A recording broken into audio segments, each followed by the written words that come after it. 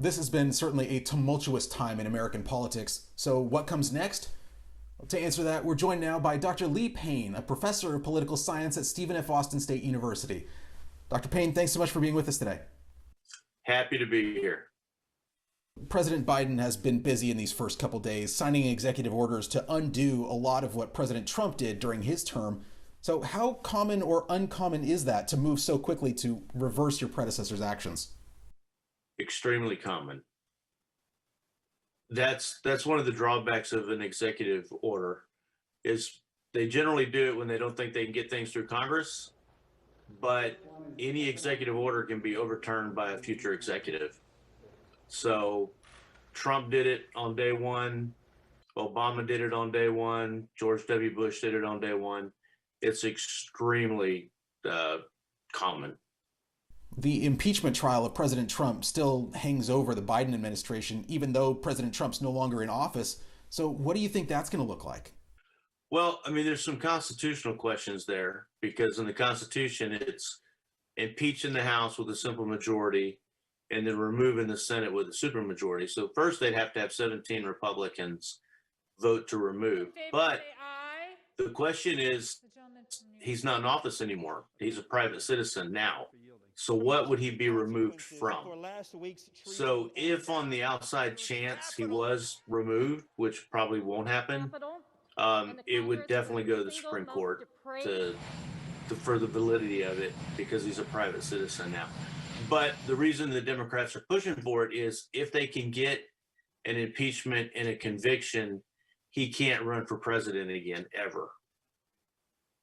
So that would take him off the 2024 presidential list.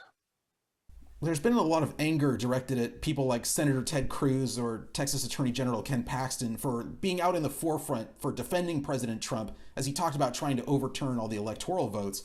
What do you think will happen to them now that the election and the inauguration are past us? Because they're in Texas, nothing. That's kind of the constituency here is still, it's still a red state. Within a few more years, it'll go purple and then blue as the demographics change and people migrate from California and other blue states. But there'll be no consequences for them. Ted Cruz is probably held as a hero right now. Where do you think the GOP goes from here, having lost the presidency, lost control of the Senate, lost control of the House all in these last 4 years? What does it do to try and regain power in 2022 or beyond? What's interesting, though, is going into the election, the presidential election, they were predicted to lose 15 seats in the House of Representatives, and they picked up seats. This is the narrowest margin in the House of Representatives since 1930. And they were also predicted to lose the Senate, and they managed the 50-50 split. And I've told my students this. I think Trump sabotaged the Georgia senatorial runoffs because they both voted for the COVID package with $600, and then Trump comes out and says he wants to make it $2,000. I think Trump sabotaged their electoral possibilities. So without Trump interfering, it might have been 52 Republicans. But it's still a good question because even though they did much better in the election than anyone had predicted, there's a big split with the Trumpers. And I actually read an article where Trump is thinking about starting a party called the Liberty Party. Have you heard about that? If he did that, the GOP is dead. Do you think there'd be a pretty big split? Yes, because the people the Trump supporters are loyalists. And so let's say he's not convicted and removed. So he say he's not. And he wants to run in 2024, but the Republicans don't want him. So he starts a third party like Ross Perot did back in 92. And he calls it, the Liberty Party or whatever he wants to call it. He's going to pull a lot of votes from the Republican side. That could kill the Republican Party.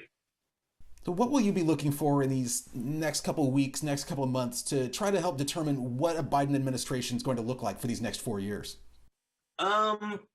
Well, it all comes down to what he can get past. He can do a lot with executive orders. Of course, they can be challenged and brought to Supreme Court. Um, but it all depends on what he can get done legislatively. And like I said, it's the slimmest margin in the House since 1930, and it's a 50-50 split in the Senate, with, of course, Vice President Harris being the president of the Senate can vote that can, break a tie. But I don't. Can he overturn Trump's tax cuts? Can he get his tax increases in? Can they advance the Green New Deal? It's and then you said something about the midterms a while ago as well.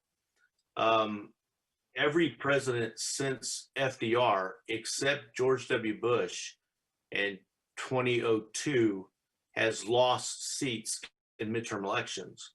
And with the slim majority in the House and the Senate, it's likely that the Republicans can get their act together, that they'll take the House and the Senate back in 2022. So he's got like 2 years to try and do something, but it's still going to be difficult. Remember, Barack Obama had a large majority in the House and 59 Democrats in the Senate, and still had a hard time getting things through because of the filibuster.